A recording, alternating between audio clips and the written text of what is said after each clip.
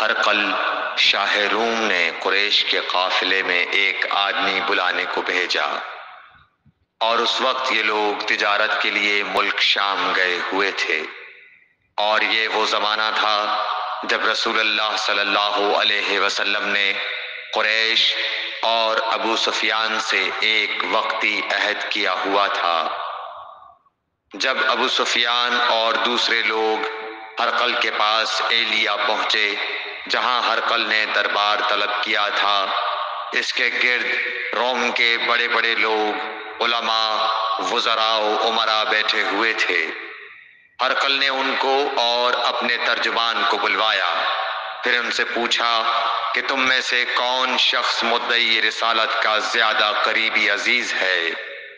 ابو سفیان کہتے ہیں کہ میں بول اٹھا کہ میں اس کا سب سے زیادہ قریبی رشتہ دار ہوں۔ یہ سن کر ہرقل نے حکم دیا کہ اس ابو سفیان کو میرے قریب لا کر بٹھاؤ اور اس کے ساتھیوں کو اس کی پیٹھ کے پیچھے بٹھا دو۔ پھر اپنے ترجمان سے کہا کہ ان لوگوں سے کہہ دو کہ میں ابو سفیان سے اس شخص یعنی محمد صلی اللہ علیہ وسلم کے حالات پوچھتا ہوں۔ اگر یہ مجھ سے کسی بات میں جھوٹ بول دے تو تم اس کا جھوٹ ظاہر کر دینا۔ ابو سفیان کا قول ہے کہ خدا کی قسم اگر مجھے یہ غیرت نہ آتی کہ یہ لوگ مجھ کو جھٹلائیں گے تو میں آپ صلی اللہ علیہ وسلم کی نسبت ضرور غلط گوئی سے کام لیتا۔ خیر، پہلی بات جو ہرقل نے مجھ سے پوچھی وہ یہ کہ اس شخص کا خاندان تم لوگوں میں کیسا ہے؟ میں نے کہا وہ تو بڑے اونچے عالی نسب والے ہیں۔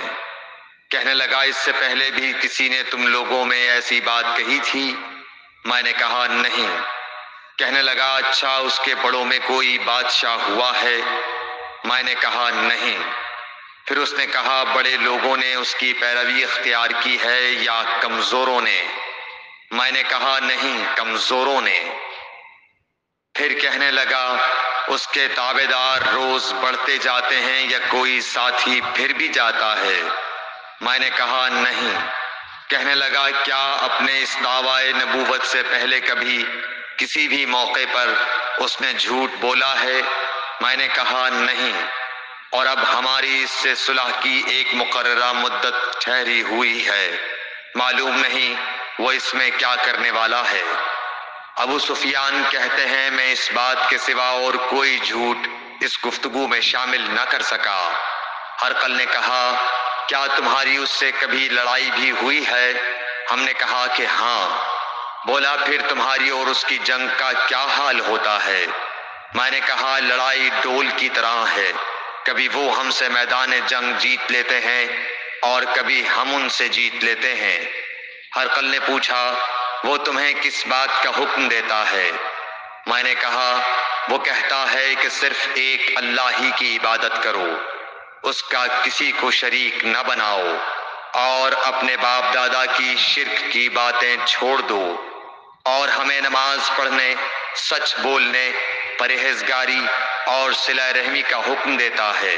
یہ سب سن کر پھر ہرقل نے اپنے ترجمان سے کہا کہ ابو سفیان سے کہہ دے کہ میں نے تم سے اس کا نسب پوچھا تو تم نے کہا کہ وہ ہم سے عالی نسب ہے، اور پیغمبر اپنی قوم میں عالی نسب ہی بھیجے جایا کرتے ہیں۔ میں نے تم سے پوچھا کہ دعویٰ نبوت کی یہ بات تمہارے اندر اس سے پہلے کسی اور نے بھی کہی تھی؟ تو تم نے جواب دیا کہ نہیں۔ تب میں نے اپنے دل میں کہا کہ اگر یہ بات اس سے پہلے کسی اور نے کہی ہوتی تو میں سمجھتا کہ اس شخص نے بھی اسی بات کی تقلید کی ہے جو پہلے کہی جا چکی ہے۔ میں نے تم سے پوچھا کہ اس کے بڑوں میں کوئی بادشاہ بھی گزرا ہے تو تم نے کہا کہ نہیں۔ تو میں نے دل میں کہا کہ ان کے بزرگوں میں سے کوئی بادشاہ ہوا ہوگا تو کہہ دوں گا کہ وہ شخص اس بہانے اپنے آباء و اجداد کی بادشاہت اور ان کا ملک دوبارہ حاصل کرنا چاہتا ہے۔ اور میں نے تم سے پوچھا کہ اس بات کے کہنے یعنی پیغمبری کا دعویٰ کرنے سے پہلے تم نے کبھی اس کو دروغ گوئی کا الزام لگایا ہے؟ تم نے کہا کہ نہیں۔ تو میں نے سمجھ لیا کہ جو شخص آدمیوں کے ساتھ دروغ گوئی سے بچے وہ اللہ کے بارے میں کیسے جھوٹی بات کہہ سکتا ہے۔ اور میں نے تم سے پوچھا کہ بڑے لوگ اس کے پیرو ہوتے ہیں یا کمزور آدمی؟ تم نے کہا کمزوروں نے اس کی اتباع کی ہے۔ تو دراصل یہی لوگ پیغمبروں کے متبعین ہوتے ہیں۔ اور میں نے تم سے پوچھا کہ اس کے ساتھی بڑھ رہے ہیں یا کم ہو رہے ہیں؟ تم نے کہا کہ وہ بڑھ رہے ہیں، اور ایمان کی کیفیت یہی ہوتی ہے حتیٰ کہ وہ کامل ہو جاتا ہے۔ اور میں نے تم سے پوچھا کہ آیا کوئی شخص اس کے دین سے ناخوش ہو کر مرتد بھی ہو جاتا ہے؟ تم نے کہا نہیں۔ تو ایمان کی خاصیت بھی یہی ہے، جن کے دلوں میں اس کی مسرت رچ بس جائے وہ اس سے لوٹا نہیں کرتے۔ اور میں نے تم سے پوچھا کہ آیا وہ کبھی عہد شکنی کرتے ہیں؟ تم نے کہا نہیں۔ پیغمبروں کا یہی حال ہوتا ہے، وہ عہد کی خلاف ورزی نہیں کرتے۔ اور میں نے تم سے کہا کہ وہ تم سے کس چیز کے لیے کہتے ہیں؟ تم نے کہا کہ وہ ہمیں حکم دیتے ہیں کہ اللہ کی عبادت کرو، اس کے ساتھ کسی کو شریک نہ ٹھہراؤ، اور تمہیں بتوں کی پرستش سے روکتے ہیں، سچ بولنے اور پرہیزگاری کا حکم دیتے ہیں۔ لہٰذا اگر یہ باتیں جو تم کہہ رہے ہو سچ ہیں تو ان قریب وہ اس جگہ کا مالک ہو جائے گا کہ جہاں میرے یہ دونوں پاؤں ہیں۔ مجھے معلوم تھا کہ وہ پیغمبر آنے والا ہے، مگر مجھے یہ معلوم نہیں تھا کہ وہ تمہارے اندر ہوگا۔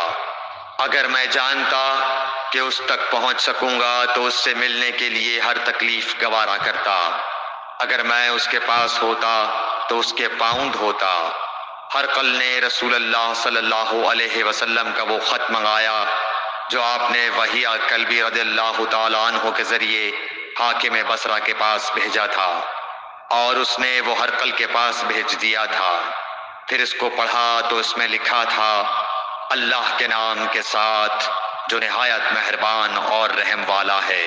اللہ کے بندے اور اس کے پیغمبر محمد صلی اللہ علیہ وسلم کی طرف سے یہ خط ہے شاہ روم کے لیے۔ اس شخص پر سلام ہو جو ہدایت کی پیروی کرے۔ اس کے بعد میں آپ کے سامنے دعوت اسلام پیش کرتا ہوں۔ اگر آپ اسلام لے آئیں گے تو دین و دنیا میں سلامتی نصیب ہوگی، اللہ آپ کو دوہرا ثواب دے گا۔ اور اگر آپ میری دعوت سے روگردانی کریں گے تو آپ کی رعایا کا گناہ بھی آپ ہی پر ہوگا۔ اور اے اہل کتاب، ایک ایسی بات پر آ جاؤ جو ہمارے اور تمہارے درمیان یکساں ہے، وہ یہ کہ ہم اللہ کے سوا کسی کی عبادت نہ کریں اور کسی کو اس کا شریک نہ ٹھہرائیں، اور نہ ہم میں سے کوئی کسی کو خدا کے سوا اپنا رب بنائے۔ پھر اگر وہ اہل کتاب اس کتاب سے منہ پھیر لیں تو مسلمانوں، تم ان سے کہہ دو کہ تم مانو یا نہ مانو، ہم ایک خدا کے اطاعت گزار ہیں۔ ابو سفیان کہتے ہیں، جب ہرقل نے جو کچھ کہنا تھا کہہ دیا اور خط پڑھ کر فارغ ہوا تو اس کے ارد گرد بہت شور و غوغا ہوا، بہت سی آوازیں اٹھیں اور ہمیں باہر نکال دیا گیا۔ تب میں نے اپنے ساتھیوں سے کہا کہ ابو کبشہ کے بیٹے حضرت صلی اللہ علیہ وسلم کا معاملہ تو بہت بڑھ گیا۔ دیکھو تو اس سے بنی اصفر روم کا بادشاہ بھی ڈرتا ہے۔ مجھے اس وقت سے اس بات کا یقین ہو گیا کہ حضور صلی اللہ علیہ وسلم ان قریب غالب ہو کر رہیں گے، حتیٰ کہ اللہ نے مجھے مسلمان کر دیا۔ راوی کا بیان ہے کہ ابن ناطور ایلیا کا حاکم ہرقل کا مصاحب اور شام کے نصارہ کا لاٹ پادری بیان کرتا تھا کہ ہرقل جب ایلیا آیا ایک دن صبح کو پریشان اٹھا تو اس کے درباریوں نے دریافت کیا کہ آج ہم آپ کی حالت بدلی ہوئی پاتے ہیں، کیا وجہ ہے؟ ابن ناطور کا بیان ہے کہ ہرقل نجومی تھا، علم نجوم میں وہ پوری مہارت رکھتا تھا۔ اس نے اپنے ہم نشینوں کو بتایا کہ میں نے آج رات ستاروں پر نظر ڈالی تو دیکھا کہ ختنہ کرنے والوں کا بادشاہ ہمارے ملک پر غالب آ گیا ہے۔ بھلا اس زمانے میں کون لوگ ختنہ کرتے ہیں؟ انہوں نے کہا کہ یہود کے سوا کوئی ختنہ نہیں کرتا، سو ان کی وجہ سے پریشان نہ ہو۔ سلطنت کے تمام شہروں میں یہ حکم لکھ بھیجیے کہ وہاں جتنے یہودی ہوں سب قتل کر دیے جائیں۔